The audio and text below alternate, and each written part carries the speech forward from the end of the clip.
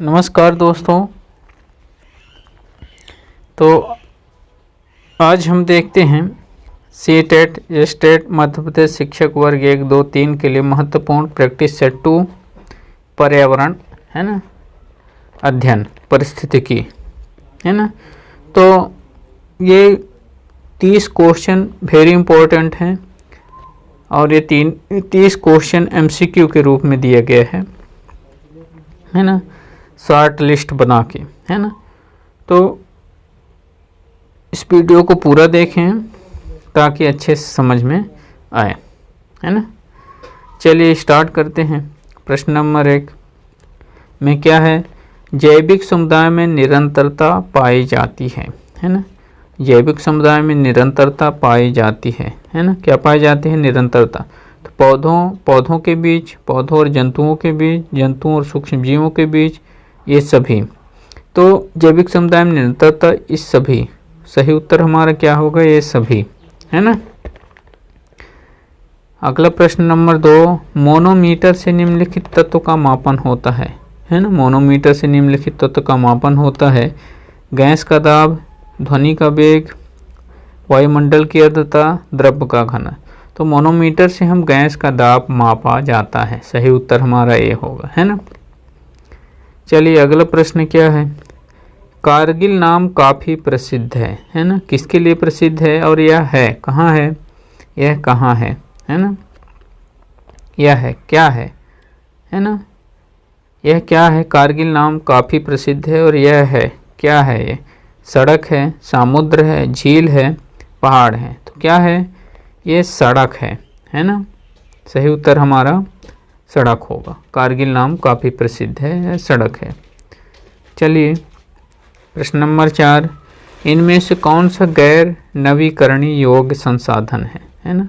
गैर नवीकरणीय योग्य संसाधन है: तेल, जल, कोयला, लोहा।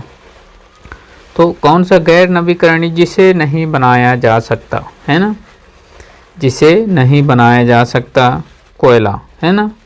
कोयला गैर नवीकरणीय योग्य संसाधन है ना। उपयोग होने के बाद इसे एक बार नष्ट होने के बाद नहीं बनाया जाता है ना। खत्म हो जाएगा तो पुनः नहीं बनेगा है ना। तो चलिए प्रश्न नंबर 5 में देखते हैं। तालाब में प्रदूषण बढ़ने के लिए निम्न जंतु अधिक संवेदनशील होने के कारण सूचकांक है। जब तालाब में काफ़ी गंदा हो जाता है तालाब, तो कौन सा जंतु अधिक संवेदनशील होने के कारण सूचकांक है? मेढक, डेल्फिनिया, आर्टेमिया, इनमें से कोई नहीं है ना। तो डेल्फिनिया नामक है ना जंतु होता है ना। डेल्फिनिया जो प्रदूषण को कम कर देता है ना। वहाँ सूचकांक को कम कर देता है। चलिए प्रश्न नंबर 6, केवलादेव घना पक्षी विहार कहाँ अवस्थित है ना। केवलादेव घना पक्षी विहार कहाँ अवस्थित है? तो आलवार में, भरतपुर में, सवाई माधोपुर और चेंगापेट है ना। चेंगलपेट कहाँ स्थित है? तो ये भरतपुर है ना। केवलादेव पक्षी विहार स्थित अवस्थित है। चलिए अगला प्रश्न नंबर 7, सीमेंट उद्योग की स्थापना के लिए निम्न में से किसकी उपस्थिति अधिक प्रभावी होती है? सीमेंट उद्योग की स्थापना के लिए कोयला तथा जिप्सम, कोयला तथा लोहा अयस्क, चूना पत्थर तथा जिप्सम, चूना पत्थर तथा मैग्नीज है ना। तो सीमेंट उद्योग के लिए स्थापना के लिए किसकी उपस्थिति अधिक प्रभावी? जब नहीं होगी तो उत्पादन नहीं हो सकता सीमेंट का, तो होना आवश्यक है। किसका होना आवश्यक है? कोयला और जिप्सम का है ना। तभी सीमेंट है ना। कोयले को जलाकर राखड़ प्राप्त होता है, राखड़ में जिप्सम मिला दिया जाता है तो हमारा सीमेंट बन जाता है ना। तो सीमेंट बन जाता है ना। तो जिप्सम जो राखड़ को, सीमेंट को जमने की दर प्रदान करता है वह होता है ना। तो सही उत्तर ये होगा, कोयला तथा जिप्सम। चलिए योग दर्शन के प्रतिपादक कौन है ना। योग दर्शन के प्रतिपादक कौन है? तो पतंजलि योग दर्शन के प्रतिपादक हैं। चलिए अगला प्रश्न हो, ग्रीष्म ऋतु में उच्च अक्षांशों अक्षांशों से में महासागरीय जल की लवणता क्या होती है? घट जाती है, बढ़ जाती है, एक समान रहती है, इनमें से कोई नहीं, है ना। तो ग्रीष्म ऋतु में उच्च अक्षांशों महासागरीय जल की लवणता घट जाती है। सही उत्तर हमारा घट जाती है। चलिए प्रश्न नंबर 10, गल्फ स्ट्रीम धारा की उत्पत्ति होती है। गल्फ स्ट्रीम जो है उस धारा की उत्पत्ति कहाँ होती है? बिस्के की खाड़ी में, मैक्सिको की खाड़ी में, हडसन की खाड़ी में, और यह सब, है ना। तो मैक्सिको की खाड़ी में गल्फ स्ट्रेट धारा उत्पत्ति होती है। सही उत्तर हमारा मैक्सिको की खाड़ी में। चलिए अगला प्रश्न हो गया, खाद्य श्रृंखला में मनुष्य क्या है ना। खाद्य श्रृंखला में मनुष्य है। मनुष्य क्या है? उत्पादक है, उपभोक्ता है, अपघटक है, ये सभी। तो उपभोग करने वाला खाद्य श्रृंखला में मनुष्य है। उत्पादक तो हरे पौधे होंगे, अपघटक जो जीव जंतु खाते हैं, है ना, सूक्ष्म जीव, है ना। तो मनुष्य उपभोक्ता है ना, उपभोग करने वाला। चलिए प्रश्न नंबर 12 देखते हैं, इनमें से कौन सा रोग मच्छरों से होने वाला रोग नहीं है ना। मच्छरों से होने वाला रोग नहीं है। तो डेंगू बुखार, मलेरिया, फाइलेरियसिस, घेघा, है ना। सही उत्तर हमारा घेघा होगा। ये मच्छर से नहीं होता है ना। मच्छर से घेघा नहीं होता है।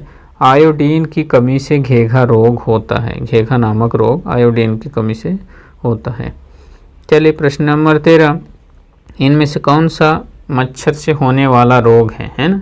इनमें से कौन सा रोग मच्छर से होने वाला रोग है ना। डेंगू बुखार, मलेरिया, फाइलेरियसिस, ये सभी। तो सही उत्तर हमारे ये सभी होते हैं मच्छर से। डेंगू बुखार भी होता है, मलेरिया भी होता है, फाइलेरियसिस भी होता है। प्रश्न नंबर अगला प्रश्न देखते हैं, गोबी मरुस्थल किस देश में स्थित है ना। गोबी मंगोलिया, जिसको आप मंगोलिया के नाम से भी जानते हैं, है ना। सॉरी दोस्तों, मंगोलिया नहीं, गोबी मरुस्थल किस देश में स्थित है? तो गोबी मंगोलिया, सही उत्तर हमारा होगा मंगोलिया। गोबी, है ना, एक मरुस्थल है ना, रेगिस्तान। तो वहाँ मंगोलिया में स्थित है। प्रश्न नंबर 15 देखते हैं, निम्न में से कौन मरुस्थल नहीं है? मरुस्थल नहीं है। थारू, कालाहारी, सहारा, गोबी। तो सही उत्तर हमारा थारू, है ना। ये थारू मरुस्थल नहीं है, जबकि थार है ना। थार एक मरुस्थल है, जबकि थारू नहीं है। कालाहारी भी मरुस्थल है दोस्तों, है ना। चलिए प्रश्न नंबर 16 देखते हैं, निम्नलिखित में कौन सा एक देश सर्वाधिक घना बसा है ना। निम्नलिखित में कौन सा एक देश सर्वाधिक घना बसा है? कौन है? भारत, पाकिस्तान, श्रीलंका, बांग्लादेश। तो उत्तर हमारा बांग्लादेश सर्वाधिक घना है ना, बस्ती पाया जाता है ना।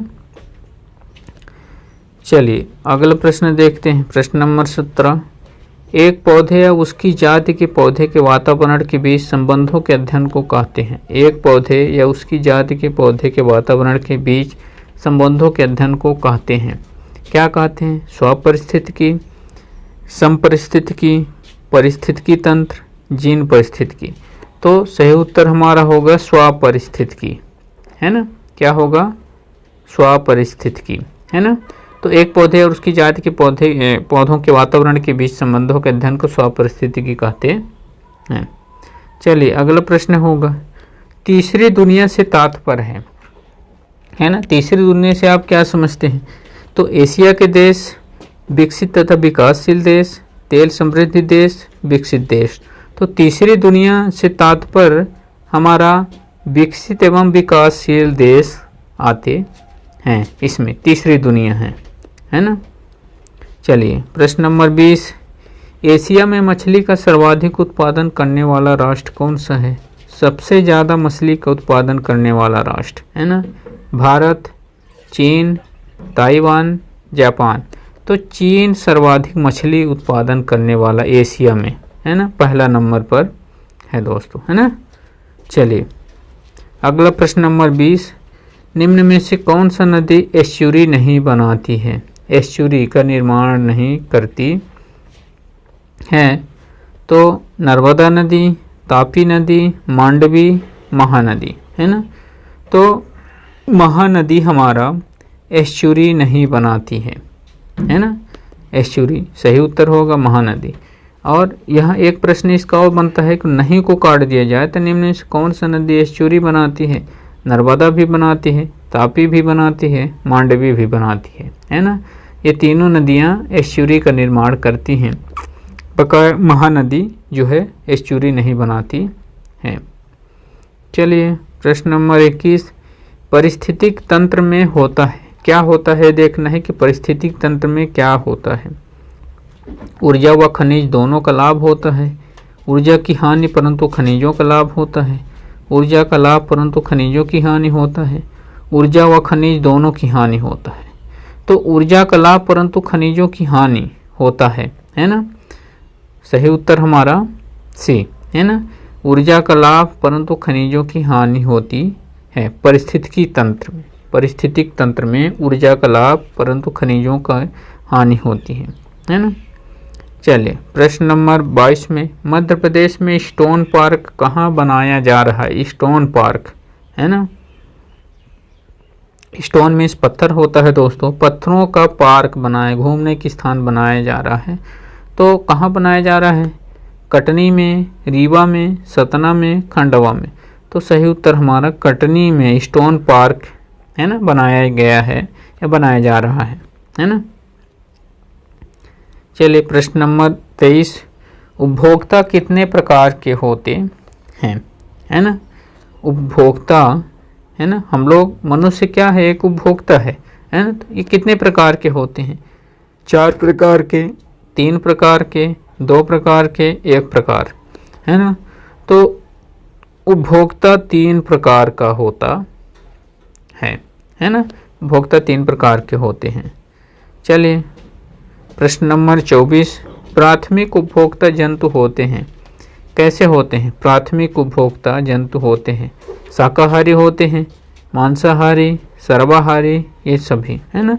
तो प्राथमिक उपभोक्ता जंतु होते हैं, प्राथमिक जंतु शाकाहारी होते हैं, है ना। पेड़ पौधे पत्तियों को खाते हैं, घास फूस, है ना। चलिए प्रश्न नंबर 25, प्राथमिक उपभोक्ता जंतु कौन कौन होते हैं? है ना। ये देखना है कि प्राथमिक उपभोक्ता जंतु कौन कौन होते हैं। गाय, भैंस, चूहा, कीड़े, बकरी, हिरण, खरगोश, मेढक, सियार, बिल्ली, लोमड़ी। तीसरा हो गया शेर, गिद्ध, बाज, बड़ी मछलियाँ, इनमें से कोई नहीं। तो प्राथमिक उपभोक्ता जंतु गाय भी होता है, सही उत्तर हमारा ए है। गाय, भैंस, चूहा, कीड़े, बकरी, है ना, हिरण, खरगोश, ये पत्ती घास फूस खाते हैं, है ना। ये प्राथमिक उपभोक्ता जंतु होते हैं। चलिए अगला प्रश्न नंबर 26, जलोद्भिद पौधे होते हैं, है ना। जलोद्भिद पौधे होते हैं, जल में तैरने वाले, उगने वाले पौधे, ऑक्सीजन में होने वाले पौधे, औसत जल में उगने वाले पौधे, ये सभी। तो जलोद्भिद पौधे जल में तैरने व उगने वाले पौधे को क्या बोलते हैं? जलोद्भिद, है ना। जलोद्भिद पौधे, है ना। उत्तर हमारा ये सही है। चलिए प्रश्न नंबर 27, समोद्भिद पौधे होते हैं, है ना। समोद्भिद, है ना। तो जल में तैरने वाले पौधे, औसत जल में उगने वाले पौधे, उगने वाले पौधे, ये सभी, है ना। तो समोद्भिद पौधे औसत जल में उगने वाले पौधे होते हैं। उत्तर हमारा भी सही है कि औसत जल में उगने वाले पौधे कौन होते हैं? तो समोद्भिद पौधे होते हैं, ये भी आप कह सकते हैं, है ना। चलिए प्रश्न नंबर 28, मरुद्भिद पौधे होते हैं, है ना। मरुद्भिद पौधे तो जल में तैरने वाले पौधे होते हैं, औसत जल में तैरने वाले होते हैं, औसत जल तो कम जल में उगने वाले पौधे, इनमें से कोई नहीं, है ना। तो मरुद्भिद पौधे मरुस्थलीय क्षेत्र जिसको बोलते हैं वो कटीले होते हैं, है ना। तो कम जल जहाँ पाया जाता है वहाँ पौधे पाए जाते हैं, मरुद्भिद पौधे, है ना। जहाँ जल काफ़ी मात्रा में कम पाया जाता है कटीले होते हैं, है ना। मूंगफली वगैरह, ये नागफनी, है ना। चलिए प्रश्न नंबर 29, यूरीथर्मल पौधे होते हैं, यूरिथर्मल, है ना। तो कम जल में उगने वाले पौधे, जल में तैरने वाले पौधे, वर्ष भर ताप परिवर्तन सहने वाले पौधे, ये सभी। तो यूरिथर्मल पौधे वे होते हैं जो वर्ष भर ताप परिवर्तन सहते रहते हैं, तो इन्हें क्या बोलते हैं, यूरिथर्मल पौधे बोलते हैं। तो उत्तर नंबर हमारा सी सही है दोस्तों, है ना। चलिए लास्ट प्रश्न, अंतिम प्रश्न है दोस्तों, स्टर्नोथर्मल पौधे होते हैं, क्या होते हैं स्टर्नोथर्मल पौधे, देखते हैं स्टर्नोथर्मल पौधे कौन होते हैं। तो कम जल में उगने वाले पौधे, औसत जल में उगने वाले पौधे, वर्ष भर ताप परिवर्तन सहने वाले पौधे, वर्ष भर स्थिर ताप में बढ़ने वाले पौधे। तो स्टर्नोथर्मल पौधे वर्ष भर स्थिर ताप में बढ़ने वाले पौधे होते हैं, स्टर्नोथर्मल, है ना। तो उत्तर हमारा डी से ही है। तो ये वीडियो कैसा लगा दोस्तों कमेंट करिएगा, और वीडियो को देखने के लिए धन्यवाद।